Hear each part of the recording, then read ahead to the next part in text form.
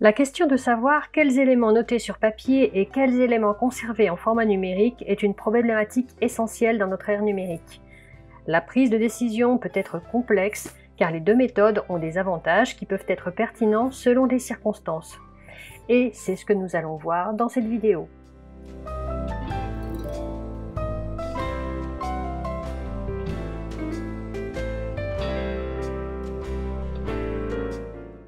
La prise de notes sur papier est souvent perçue comme une méthode plus personnelle. Cela peut être dû au fait que le processus d'écriture à la main est plus impliquant et nécessite un engagement mental et physique plus important que la simple frappe sur clavier. Cette approche a l'avantage d'aider à la mémorisation, car le processus physique de l'écriture peut renforcer la capacité de rétention de l'information. Il a été démontré dans plusieurs études que les personnes qui prennent des notes à la main retiennent mieux l'information que celles qui utilisent des appareils électroniques. Si vous voulez en savoir plus sur la prise de notes manuscrite, je vous mets en description un lien vers un article de synthèse. L'écriture sur papier est également un excellent choix pour des croquis rapides, des diagrammes ou des dessins, où la fluidité et la flexibilité du stylo ou du crayon peuvent être préférables. Contrairement à la plupart des applications de dessin numérique, le papier ne présente aucune latence et offre une liberté de mouvement inégalée, ce qui le rend idéal pour les croquis et les dessins. De plus, l'écriture manuscrite a l'avantage de vous déconnecter temporairement de la technologie, ce qui peut être bénéfique pour la concentration. Dans un monde où les distractions numériques sont omniprésentes, le simple fait de prendre un stylo peut être un excellent moyen de se concentrer sur la tâche à accomplir.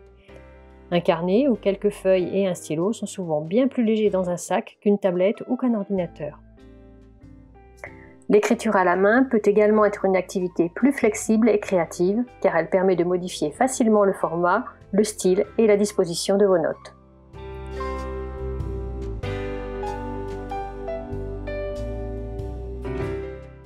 D'autre part, le stockage numérique offre des avantages uniques qui ne peuvent être ignorés.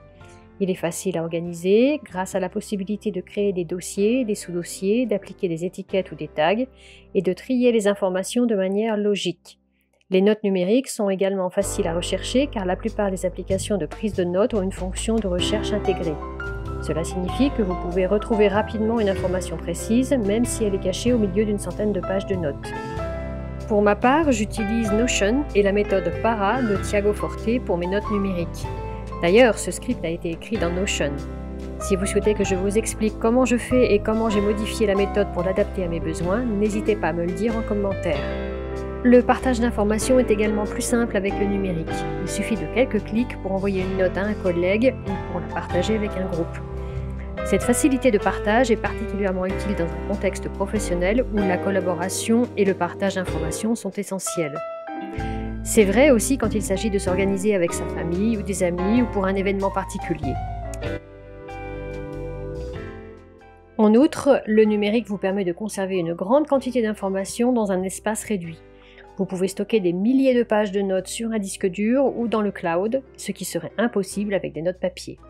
Cela peut être particulièrement utile pour les personnes qui ont besoin de conserver des archives de leurs notes ou pour des raisons professionnelles ou personnelles.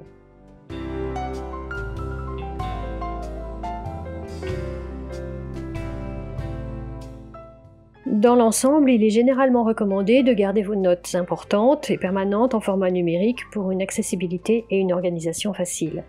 Cela inclut des documents comme les contrats, les factures, les dossiers médicaux et les documents officiels. Ces documents sont souvent nécessaires pour des raisons juridiques ou administratives, et leur conservation sous forme numérique garantit qu'ils seront disponibles lorsque vous en aurez besoin.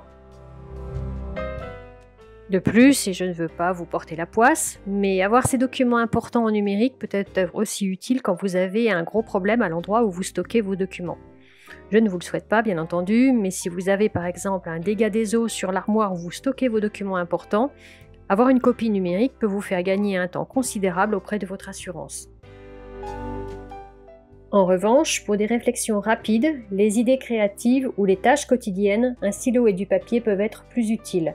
L'aspect tangible du papier peut aider à stimuler la créativité et à rendre les tâches plus mémorables. Par exemple, vous pouvez trouver plus facile de vous souvenir d'une liste de tâches si vous l'avez écrite à la main, ou vous pouvez trouver que le dessin d'un diagramme sur papier vous aide à comprendre un concept complexe.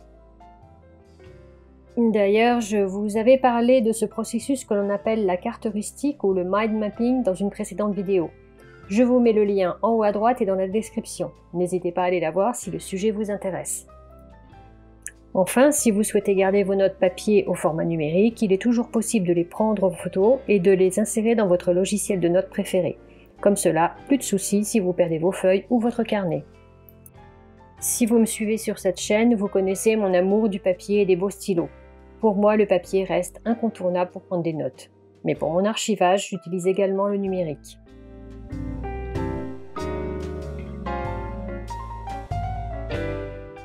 Qu'il s'agisse de prendre des notes sur papier ou au format numérique, l'essentiel est de choisir la méthode qui correspond le mieux à vos besoins et préférences. N'hésitez pas à expérimenter les deux pour voir ce qui vous convient le mieux. Si vous avez trouvé cette vidéo utile, n'oubliez pas de la liker et de vous abonner à ma chaîne pour plus de conseils et d'astuces sur l'organisation. Et n'hésitez pas à partager vos propres méthodes de prise de notes dans les commentaires ci-dessous. Et si le thème de la planification créative vous a plu, vous pourriez aussi aimer cette vidéo où je vous parle de planification créative pour ouvrir une boutique de POD sur Etsy. À très bientôt!